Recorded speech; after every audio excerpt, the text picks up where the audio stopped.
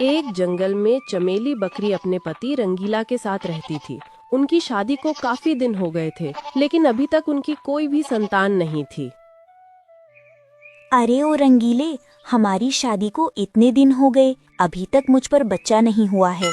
अरे तुम चिंता क्यों करती हो? इस साल मैं तुमको एक बच्चा जरूर दे दूंगा। तुम बच्चे को लेकर ज्यादा चिंता मत किया करो। रंगीले, तुमको पता है हमारे जंगल में एक चमत्कारी सियार रहता है। अगर हम दोनों उसके पास जाएं, तो हमको अवश्य बच्चा पैदा हो जाएगा। उनका आशीर्वाद कभी भी खाली नहीं जाता। अरे चमेली, तुम तो उस चटोरी दास की बात कर रहे हो। वो तो बहुत पहुँचे हुए बाबा हैं। मैं तुमको कल वहाँ पर लेकर जाऊंगा। सूरज की पहली किरण के साथ चमेली और रंगीला चटोरी दास बाबा के पास पहुँचे।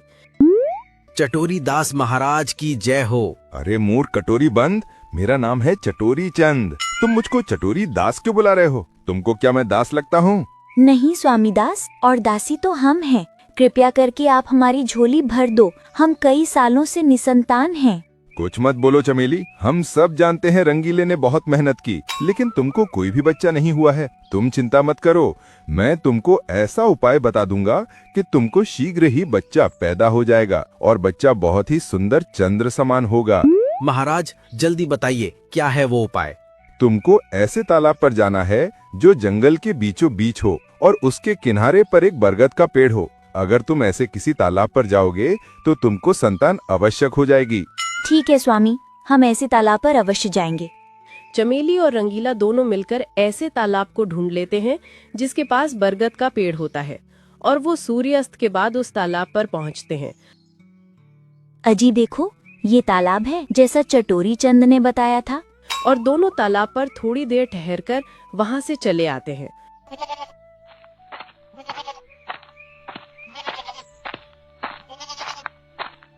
और कुछ दिनों के बाद चमेली बकरी को एक बच्चा होता है। ओ रंगीले, ये बच्चा कितना काला हुआ है। इस बच्चे का कुछ सुंदर सा नाम रखते। अरे चमेली, ये बच्चा खुद सुंदर नहीं है तो मैं इसका सुंदर सा नाम क्या रखूं? इसके रंग के हिसाब से इसको कल्लू, कल्लन, कालिया में से कुछ भी बुला ले। ये तीनों नाम ही इस पर फिट बैठते हैं। ठीक है, तो आज से इसका नाम कल्लन रखते हैं। लेकिन रंगीले, उस चटोरी चंद ने तो कहा था हमारा बेटा चंद्र समान होगा और बहुत ही सुंदर होगा, लेकिन ये तो काला कलूटा पैदा हुआ है। चलो चलकर उस चटोरी चंद को ही देखते हैं। वो अपने आप को सिद्ध पुरुष कहता है, लेकिन उसने हमको काली कबरी संतान दे दी है।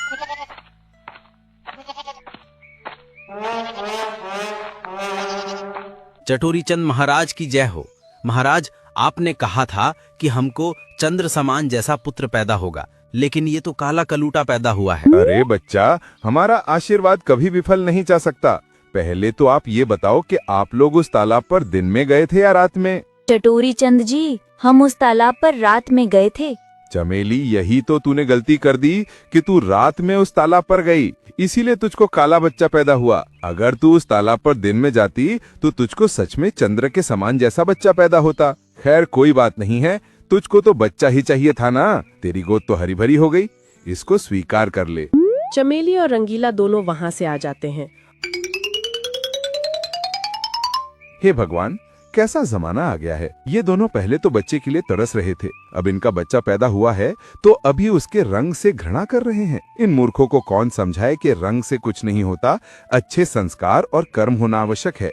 रंग चाहे काला हो या गोरा, दोनों ही भगवान के रंग हैं। ओ रंगीले, ये बच्चा मुझको पसंद नहीं है। तू इसको ले जाकर कहीं पर छोड़ कर आ, नहीं तो ये हमारी नाते रिश्तेदारी में बहुत ज्यादा बेइज्जती करवा देगा और फिर सभी जंगल के जानवर हमारा मजाक बनाएंगे। ठीक है चमेली, तुम कहती हो तो मैं इसको कहीं पर छोड़ आता हूँ। और रंगीला उसको ले जाकर दूसरे जंगल में छोड़ आता है।